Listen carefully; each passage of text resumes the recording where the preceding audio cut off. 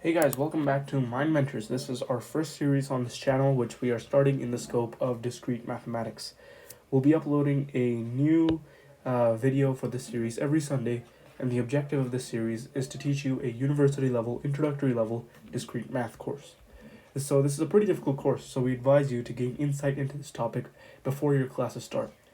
Without further ado, here is a quick problem to give you insight into what proof by induction will look like. Proof by induction is one of the more difficult aspects of the course that we'll be teaching. Right. So over here we've got a quick problem. Define the recurrence t of x by t of 1 equals 0 and t of x equals 7t(x over 2 plus x squared) for all x greater than or equal to 2 that are powers of 2. So what is this? Well, this is our definition, right? Our definition of t of x. Right, and we could write this out a lot more neatly. And again, basically, if you didn't get that, it's what t of x is, how to find t of x, right? So we can write that out a lot more mathematically. So t of x, all right, sorry about that. So t of x is 0 if x equals 1, and it's 7t(x over 2 plus x squared) if x is greater than or equal to 2 and a power of 2. Okay, so how do we calculate t of x? Well, it's through this definition, right? How to calculate. Now, what's interesting, that what you may notice is this is in high school terms, a piecewise function, right? So it has two different definitions for its values, right? And what's also interesting is that this doesn't actually have a strict formula, right? We explicitly mentioned that it's equal to 0 if x equals 1, or it's equal to this. I guess this is kind of a formula if for some of the other cases, right? Also, you'll notice that this is a recursive function, so we need to know the previous entries in order to figure out what t of x is for this time around, right? So, for example, what is t of 4? Well, to know that, we will need to know what t of 2 equals, right? Because t of 2 is going to be the input into this formula, right? So then we need to know what t of 2 is, right? And again, why is that? Well, t of 4 over 2 equals t of 2. How do we find out t of 2? Well, we would need to know, again, what t of 1 equals, right? And we know what t of 1 equals because it's written in our base case. We call this a base case when we explicitly mention it, the answer. So t of 1 equals 0, right? So from that, we substitute this value into this formula, this value into this formula, right? And we figure out what t of 2 is, and then we substitute that value again into that formula to figure out what t of 4 is, okay, and so on and so forth. So that's how we sort of calculate these functions. Now we also have a second line here, and this is our objective. So what we need to solve. So prove by induction on x that t of x is less than or equal to x cubed for all x. That should say x. Ooh, yeah, that does not look good. Alright, so that should say x for all x greater than or equal to 1 that are powers of 2. So basically, for every case in the universe where x is greater than or equal to 1 and a power of 2, we need to prove that this inequality will be true. Okay. So how do we do that? Well, we have to prove this for every case. Oh, also one thing we forgot to mention, sorry about that, is that if x equals 1, this is what t of x equals, and if it's greater than or equal to 2 and the power of 2, this is what it equals, right? In any other case, so for example, if x equals 3, right, then the function goes undefined because there is no definition for it if x equals 3. Okay, so that's an interesting thing that we forgot to mention. Now this is our objective. We need to write a formal proof to prove this inequality right here. Okay, so obviously it's impossible to prove this inequality on a step-by-step, one-by-one basis, because if we prove one case and then move on to the other case and then move on so on and so forth, it'll take forever because there's infinitely many cases to test out. So how do we know that none of them would falsify the inequality? Well, that's why we need proof by induction. So we'll start off by writing our mathematical proof. Let's start off our mathematical proof, and I'll go a different color so that it's easier for you guys to see. So we're starting off our proof. Okay.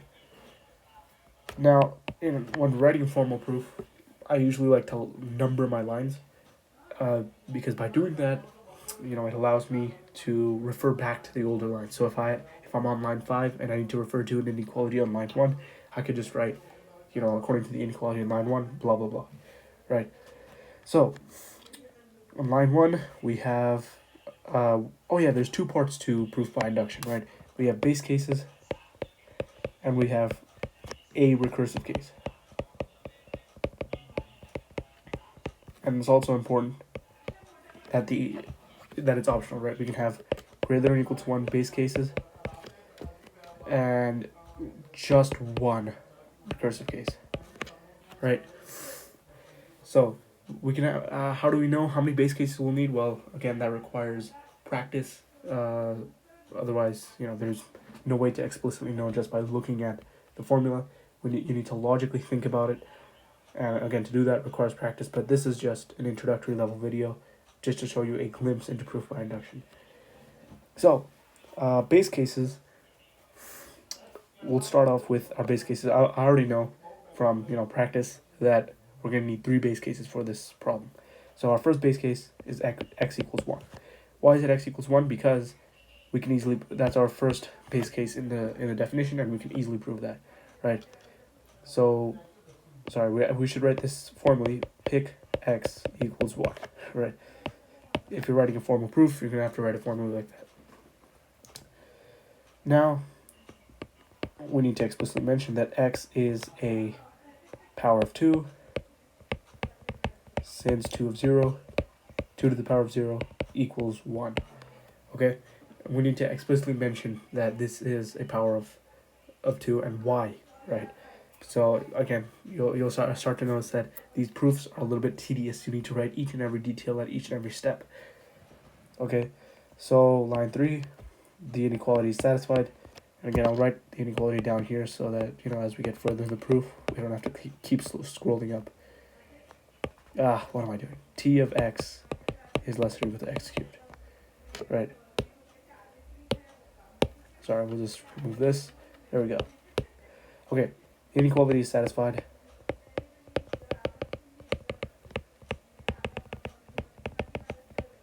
As t of 1, which equals 0, by the way, from our definition, is less than or equal to 1 cubed. Now in line 4, we're going to need 2 more base cases. So this was our first base case. 2 more base cases. So pick x equals 2, second base case. Now we prove using the same method in lines 2 and 3, right? And it's a pretty easy way to prove it. And so once that's done, we move on to our third base case, pick x equals 4. Now why is x equals 4 our third base case, and why not x equals 3 or x equals 5 or whatever? Well, because, again, we have to go in the series that's being given to us. For all x greater than or equal to 1 that are powers of 2. So again, if you remember powers of 2, 2 to the 0 equals 1, 2 to the 1 equals 2, and 2 to the 2 equals 4, right? So we've got 1, 2, and 4, right? Again, the next one will be 2 to 3 equals 8, but again, we're only doing 3 base cases, so everything after this is unnecessary. Or it is necessary, but not for the sake of our base cases. Right, again, just prove, it's easy. You follow the same process in lines 2 and 3, and you'll be done. Line number 6, now we can start off our recursive case. And most of these recursive cases, they follow a pretty similar format, but all of them will require 2 things. The first line, usually, to start off a recursive case is we let x be an integer such that x is a power of 2 and x is greater than 4. And this is our recursive case. The one recursive case that we have in the proof by induction. Now, we have to start off like this, right? For these 3, we've proven 3 individual base cases that this inequality is true for 3 of the infinitely many cases that are in the universe. So how do we prove it for the rest of the other cases in the universe? Well, we can't just keep proving base case after base case after base case, because that would take an infinite amount of time, right? So instead, we'll just prove all of them at once after we prove our initial few base cases, right? So x in our recursive case can be any integer that has a definition in the function t of x, and it's greater than 4. Why is it greater than 4? Because we've already proven everything less than 4, right, through our base cases. Now, every recursive case requires a mathematical hypothesis, right? So our mathematical hypothesis, what the purpose of that is, it's to assume everything before our recursive case is true for the inequality that we're interested in. So the mathematical hypothesis for this case, you usually write it down with a very similar format. We just assume t of any letter, typically j is the one that's chosen. T of j is less than or equal to j cubed for 4 is less than or equal to j is less than x. So what we're doing here in line 7 is we're assuming that the inequality is true for every case before x, right? So now maybe you might be starting to understand how we're going about this recursive case, right? So, I'm going to use a pretty weird analogy, right? So how do we prove that tomorrow is going to be a fantastic day? Well, or how do we prove that today was a fantastic day? Well, we see that, everything up till 12 o'clock was fantastic. Everything before 12 o'clock was proven in our base cases. And then maybe we may or may not have encountered a problem at 12 o'clock or after 12 o'clock, right? But we'll prove later on in the base case that, a problem can actually exist. It cannot exist, right? So we have then basically proven that a problem cannot exist, and we basically had a great day the rest of the day. Okay, so that's basically what we're trying to say here. We're proving every case before x equals 4, and including x equals 4, and then maybe in the future, maybe 2 to the power of 56, maybe 2 to the power of 106, maybe 2 to the power of 1,000,000. Maybe that's a problem. But from the proof that we see, a problem cannot actually exist. So since a problem cannot exist, we have proven it for the rest of eternity and for all the infinitely many values that exist. So how do we do that? Well, again, that's a little bit different in every single problem, right? But you use a pretty similar format. You use the next iteration, the current iteration of what x is. You try to get another name for x in terms of j, right? So now we can say that the next iteration after j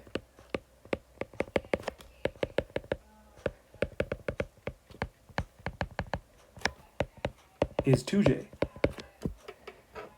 right? So pick x equals 2j. Why is it 2j? Well, because, remember, we have the series goes 2 to the 1, 2 to the 2, 2 to the 3, right? 2 to the 2 is 4, and 2 to the 3 is 8, and you'll notice the pattern, right? To go from here to here, we just times 2, right? So if we have j here, then the next one, which we're calling x, is going to be 2j, so x equals 2j, right?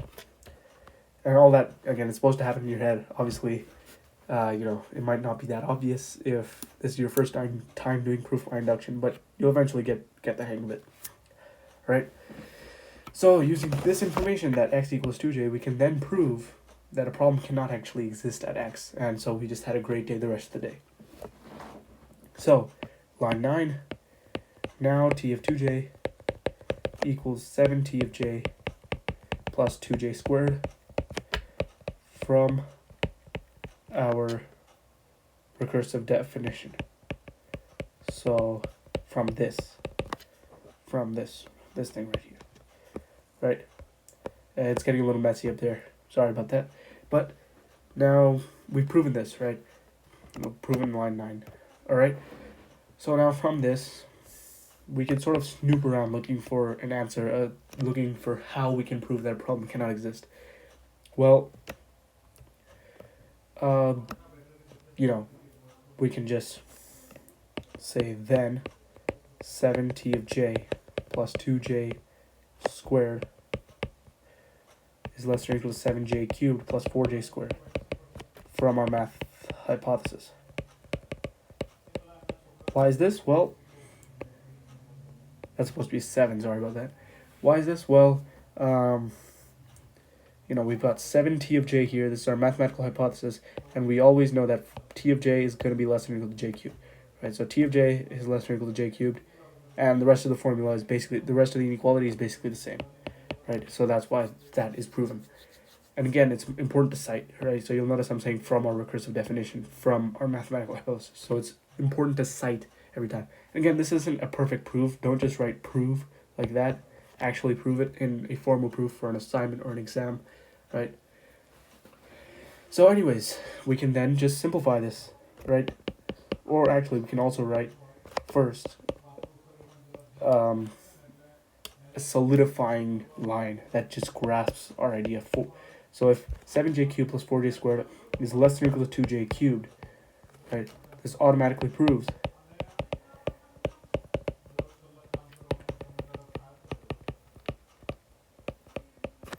t of 2j is less than or equal to 2j cubed.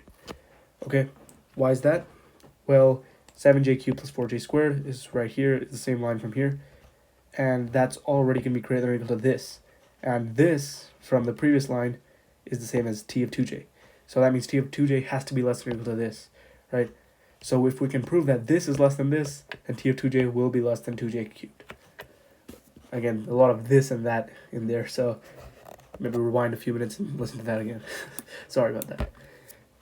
Anyways, the above inequality, then we can just continue to simplify and we'll get our answer. The above inequality becomes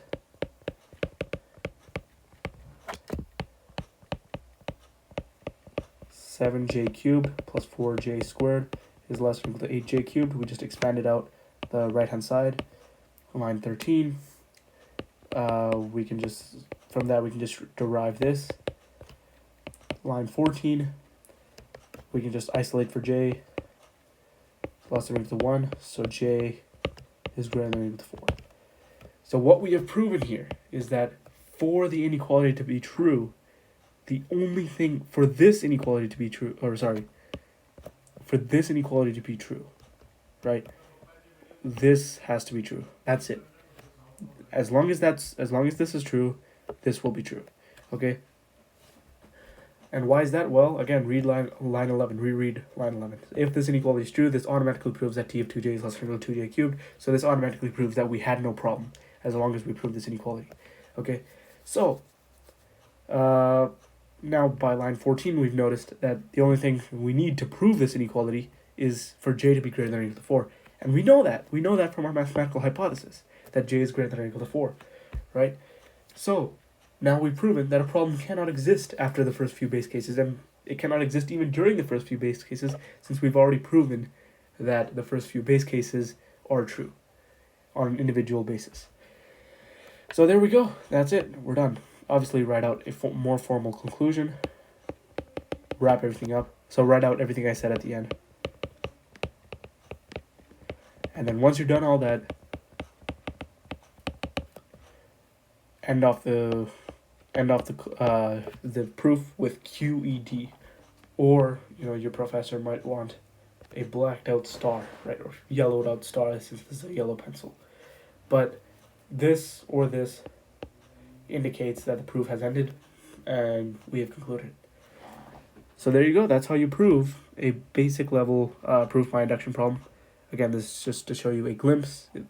If you can't solve this yet, don't worry about it. We'll be covering this later on in the future video series. If you enjoyed this video and if it helped you out, please remember to hit like and subscribe. It really means a lot to us. Thank you so much.